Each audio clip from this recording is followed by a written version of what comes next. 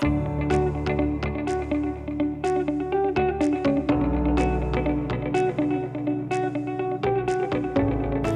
afternoon, ladies and gentlemen. It is an honor and a privilege to stand before you and present on the Association for Savings and Investment South Africa. As said, I am the Chief Executive Officer for Csa, founded in 2008, representing 121 members across life offices, asset managers, multi-managers, collective investment schemes, linked investment service providers, a lobby group that looks after the interests of our entire industry within savings and investments, managing in excess of 8 trillion rand. And I'm here today really to talk about investments and savings in a manner that I think and hope that all of us have an appreciation for. First and foremost, one cannot start to invest and save without a plan for one's future. And with that said, the best way I can describe how I entered the industry was finally understanding the ability for one to identify business expertise and professionals whose business is to create value, and then having the opportunity to invest in those companies across various investment instruments that perform, that are diversified, and in so doing creating wealth for myself. The first discipline really is around savings, and a financial advisor and planner will assist you with that in determining how much your income is, of your income, how much you spend. That component that is left over, that we would consider savings. And the first step really is to have the discipline to be able to create that surplus or excess so that you can set it aside. In the beginning, I expect it would be something that is just in cash. And that in itself is one of our asset classes that our members across asset managers and life offices can assist in providing access in products that allow you to save. Beyond savings and an expectation for a return that is above inflation, in it being above inflation, meaning that it not only preserves the value of money, but grows it so that you can acquire things that you plan for in future. In acquiring those things, it will be important to assign value to them and a term. And based on your outlook, it will be determined how much risk you can take. It's often said, it's not when you invest, it's for how long you invest. And the more patient you are, the greater your chance of achieving that. As a Csa, we report on an annual basis on a number of key initiatives. One of them is the 3 or so trillion that is invested across collective investment schemes, or commonly known as unit trusts. And we have something that's called quarteritis, where we observe on a quarterly basis that the highest inflows are in those products that typically have the best short-term performance. And that's not always the case that over the long term that such products actually perform. And that's why it's important what I mentioned earlier, that it's your time invested, not your timing of your investing, and it's important to match your expectations to the products that you access. Part of what Csa does is to improve accessibility to individuals and communities in terms of the products that they can access. And by that I mean wherever you are in our land, whatever tools you have, whether it's a mobile phone or whether it's a insurance company that is in your town or city, we seek to educate and inform individuals and communities as to how they can access our products. And that is quite key. I've talked about the importance of savings, and I've talked about the importance of investing, projecting into the future. But it's also important to emphasize the other parts of our members being in the life offices in terms of insurance. Insurance is often referred to as a grudge buy because by all accounts it covers for an event that is anticipated but has a probability. In other words, it cannot be determined when that event will happen. The history of insurance in itself started abroad in Lloyd's, where ship owners found that when they lost a ship, they could lose their entire business, and they bandied together, and that's how insurance started.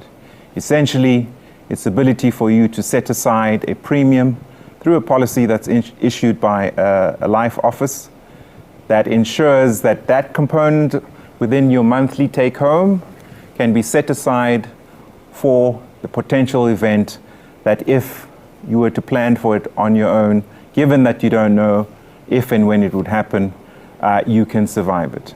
So in the case of our members, we have policies that look out for that. They can range from life policies in the sense that you plan for the day that you are no longer with your family, and you plan for your family and any other people who are dependents and depend on you in terms of being taken care of. It can also be to plan for the funeral that is unforeseen and to ensure that there's a dignified burial and funeral service. So within the life offices, they also have endowment policies that allow you to invest and plan for a future, whether that future is that for your child's education or something else. Perhaps you are planning to eventually buy a home and you have some period of time to set about the discipline of investing and planning for the future.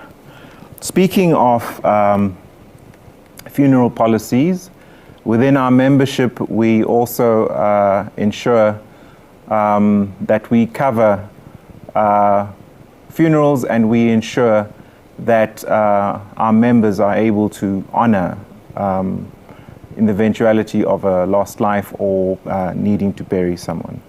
And we are still within a period where we have undergone and endured what is COVID-19 pandemic that led to lockdowns, that led to businesses suffering and households suffering.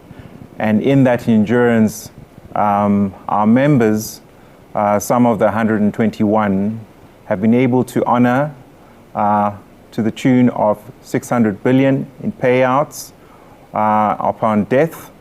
And it is important for us as a membership to ensure that our members continue to operate as businesses, and by that, not to be technical, we would look along with our regulators who monitor us, the Prudential Authority, to ensure that those companies continue to operate and are effectively solvent, and our ongoing businesses that have the correct capital adequacy to ensure that for the future they are also going to continue to be able to honor the policies that have been written and signed by our clients. Part of our challenge within our industry is that of reflecting the demographics of our country, in the sense that there are imbalances that are a history of apartheid. So as an association, Csa also endeavors to have an academy that we refer to as the Csa Academy, in which we allow students who are not employed to take courses that address the requirements within the savings and investments, and in so doing prepare themselves to be able to work within the industry. And with that in mind, we recently set about ensuring that we have a course that is at an undergrad degree level, NQF 8, which essentially means that through the Csa Academy, one is able to get an undergrad degree. On top of that, those students that are enrolled have one-on-one, face-to-face lecturing from our lecturers, and in so being part of that group, they also are seen by our members and have an opportunity to apply for positions. So not only is it important for us to educate and train, it's important that such candidates are also considered for jobs.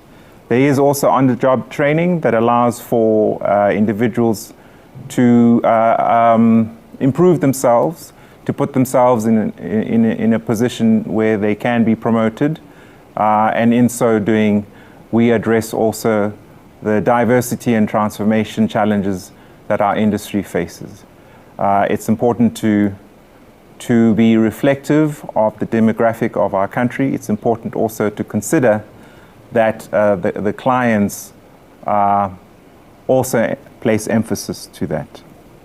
Another thing that we do at Csa as a collective of members is we also look to support small, micro, and medium enterprises and black-owned companies, some of whom become service providers within the industries. Others may be completely outside the industry, but where we have expertise that are able to evaluate entrepreneurship and support it, and essentially support it in terms of funding, and also support it in terms of providing expertise that are able to teach and give opportunity for some apprenticeship in businesses being started. So I have to say that whilst the conference is about savings and investments, it's a far-reaching topic to talk about savings and investments, because it's important to acknowledge that within the financial services, it is part of an infrastructure that enables the ability for all forms of businesses across industries to be able to operate.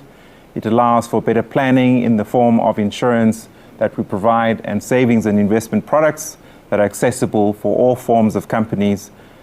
And as an association, we labor, talk, discuss, debate all aspects that are related to our